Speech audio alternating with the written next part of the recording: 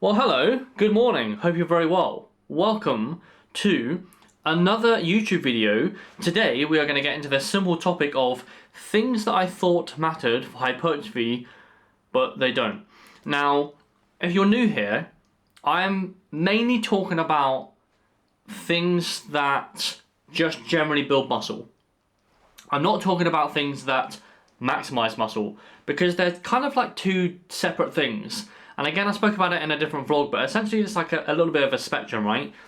Where you see things on Instagram, or when you see things on Instagram, it's always to do with the optimality, the maximizing. And most people are like here, because most people have lives. So if you want to gain a little bit of muscle, then yeah, listen in. If you want to gain maximal muscle, then take this with a little bit of a pinch of salt, right? Take these things with a grain of sand. There's another saying, but you get what I mean. So we're gonna get into today's topic. Now, number one, you have to have your protein set at 1 gram per pound of body weight. I used to absolutely live by this rule. I used to live and breathe by this rule. However, I've come to the understanding that, yeah, it doesn't really all that matter if you want to gain a little bit of muscle. Maximizing, yeah, probably advisable, right? If you want to gain a little bit of muscle, you could probably half that and be absolutely okay. So there's that element. Essentially, with protein, we're mainly looking at something called, it's basically accommodating the SRA curve. So you got the stimulus, recovery, adaptation, right? To cause new muscle adaptation, we need to recover and adapt. There's no point in just having stimulus if we can't recover and newly adapt, right? The whole purpose of protein is to basically repair, right?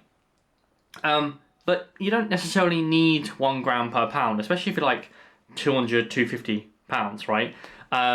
It's a lot of protein to intake, but again, if you're looking at maximizing, probably worth it. If you're looking at just gaining a little bit of muscle, yeah, not the end of the fucking world if I'm honest. Number two, and this is for all dads out there, is yeah, you don't need 8 hours of sleep. Me personally, I can get away with about 5.5 to 6. That tends to be where I'm at. Training performance wise, anything below that, I'll need to accommodate. But having 8 hours of sleep is probably recommended, but it's not the fucking end of the world, and you can still gain muscle whilst having a limited amount of sleep, with the caveat of making sure that them windows, or that kind of like them hour slots, are absolutely spot on. So sleep efficiency and sleep latency, all that good stuff has to be absolutely spot bollock. If you don't know what sleep latency is, it's basically the time it takes to go to sleep.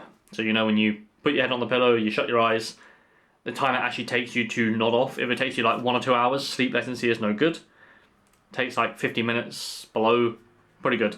There is a caveat that if it takes, so basically if you just slap your head on the pillow, which I'm sure you've had some nights where you basically slap your head on the pillow, then you're just gone. That would indicate that you are too tired. So yeah, that's also no good. So you want that like middle ground between about 5 and 15 minutes. That tends to be where we're at. Yeah, but essentially you don't need 8 hours of sleep. Recommended, for sure.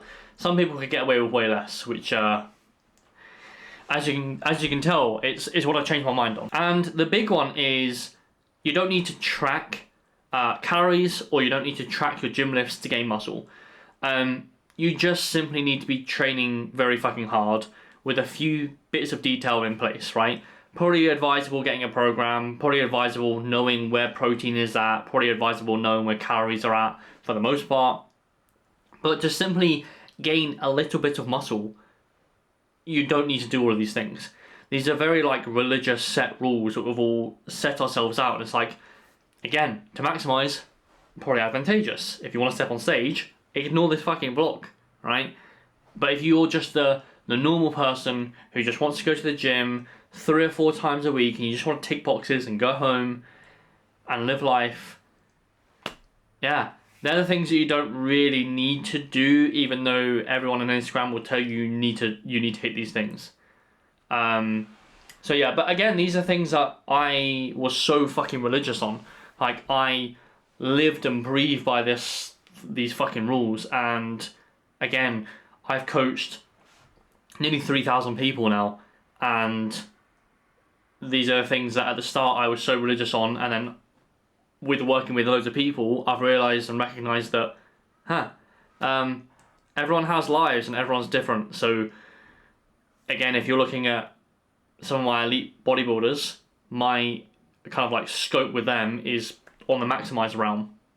For the most part, for most of my Gen Pop athletes, yeah, we kind of like let things loose a little bit.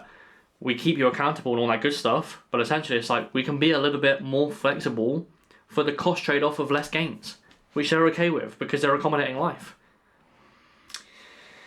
So yeah, ultimately what I'm kind of like a little bit scared of, and ultimately why I'm kind of making vlogs like this, is I see a lot of people, especially like young bodybuilders, I see a lot of people and they're so fixated and so religious with certain things, which is great because it kind of teaches you about discipline and all that good stuff that you will transfer into real world. I mean, if you look at bodybuilding and business, they're very, very closely related. However, the one thing that I'm seeing is like people don't go on holidays because they think that, like, they don't go on holidays in certain time frames because they're missing aligning it with their deload, or it's not like, oh no, I'm meant to be training push that day. It's like, my word, like, just go on holiday. Like, you're fine, right? What I'm scared of is loads of like 20 or like 18 to 25-year-olds. They've just missed a massive section, which is arguably, if you're like 30 years old like me, 18 to 25 is arguably like the really cool years, the way you find yourself kind of years. And if you're wasting it by, I think wasting it's a little bit of an unfair thing, but essentially if you're just spending your whole time saying no to stuff in order to see a little bit of a bigger bicep, I think you're missing out a little bit. So what I'm trying to say is, like, understand you can be a little bit flexible, even though the people say that you have to do all these things to gain muscle. Understand you can be a little bit flexible here, and still gain muscle, live life, all that good stuff. So yeah, again, it's kind of like a bit of a, it's not really scary times, but it definitely, like, I suppose, it's definitely worrying, right?